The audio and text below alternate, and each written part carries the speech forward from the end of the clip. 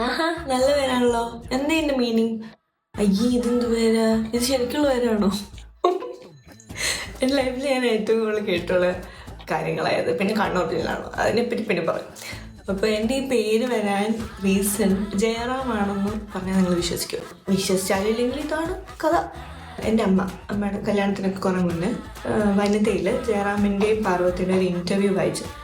ജയറാം പാർവതി എന്നൊക്കെ ഇങ്ങനെ പറയാമോ എന്ന് എനിക്കറിയത്തില്ല. പക്ഷെ നമ്മൾ ചെറുപ്പം പോലെ അങ്ങനെയല്ലേ പറഞ്ഞ് ശീലിച്ചത്, അതുകൊണ്ട് വേറെന്താ പറയുക. അപ്പോൾ അവർ ഇൻ്റർവ്യൂവിൽ ഇങ്ങനെ ഇടയ്ക്ക് പറഞ്ഞിട്ടുണ്ടായിരുന്നു, അവർക്ക് ആൺകുട്ടിയാണെന്നുണ്ടെങ്കിൽ കാളിദാസെന്നും പെൺകുട്ടിയാണെങ്കിൽ അലമേലു എന്നും പേരിടുമെന്നു. കാളിദാസാണ് ഉണ്ടായത്. പിന്നെ മാളവിക വന്നപ്പോൾ എന്തുകൊണ്ട് ഈ പേരിട്ടില്ല എന്ന് എനിക്കറിയില്ല.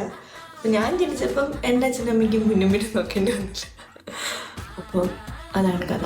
ഇനി ഇതിൻ്റെ മീനിങ് അത് ഞാൻ മറ്റൊരു അവസരത്തിൽ പറയാം. അറിയാവുന്നൊരു കമൻറ്റ്. ഓക്കെ.